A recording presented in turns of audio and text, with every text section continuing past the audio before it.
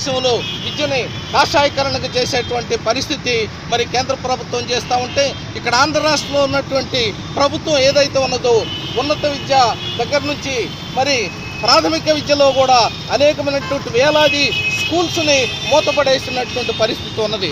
అదేవిధంగా అనేకమైనటువంటి కర్మాగారాలు మనం చూస్తూ ఉన్నాం. జూట్ మిల్లు దగ్గర నుంచి, పంచదార మిల్లుల దగ్గర నుంచి అనేకమైనటువంటి కర్మాగారాలని మూసివేస్తున్నటువంటి ప్రభుత్వం ప్రజలకి ఏం చెప్తుంది? మీకు ఉద్యోగ అవకాశాలు కల్పిస్తానంటుంది. ఏ విధంగా చేస్తుంది?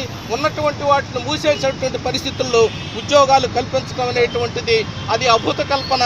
అది ప్రజల్ని మభ్యపెట్టడమేనని చెప్పని ఇండియన్ లేబర్ పార్టీ భావిస్తూ ఉన్నది. అందుకని ఖచ్చితంగా మేము చెప్తా ఉన్నాం, బాబాసాహెబ్ అంబేద్కర్ యొక్క ఆలోచన విధానం ఈ దేశంలో అనివార్యంగా చిత్తశుద్ధితోటి అమలు జరిపిన రోజునే ఖచ్చితంగా ఈ దేశంలో ఉన్నటువంటి ప్రతి పౌరుడికి సమాన అవకాశాలు, అనేకమైనటువంటి మరి ధర్మాలు, సూత్రాలు అన్నీ కూడా మరి ప్రతి మనిషి సమానంగా చూడబడతారని చెప్పని మేము నమ్ముతా ఉన్నాం. అందుకని ఖచ్చితంగా తెలుగుదేశం ప్రభుత్వాన్ని మేము చెప్తా ఉన్నాం. అదేవిధంగా కేంద్రంలో ఉన్నటువంటి బీజేపీ తమ అరాచకాలను కనుక మానుకోకపోయినట్లయితే, పేద ప్రజల పట్ల, మైనారిటీల పట్ల మరి వారు చేసేటువంటి దారుణాలను కనుక ఆపకపోయినట్లయితే రాబోయేటువంటి ఎన్నికల్లో ఖచ్చితంగా ప్రజలు వారికి బుద్ధి చెబుతారని కూడా మేము ఖచ్చితంగా ఇండియన్ లేబర్ పార్టీ మేము చెప్తా ఉన్నాం. అదేవిధంగా యువతని ఆకర్షించేటువంటి క్రమంలో కూడా వారికి ఉద్యోగ అవకాశాలు కల్పించే విధంగా మరి నూతన విధానాలని, విధి విధానాలని, స్కీమ్స్ని, ప్రోగ్రామ్స్ని మా యొక్క పార్టీ ఏర్పాటు చేస్తూ ఉన్నది.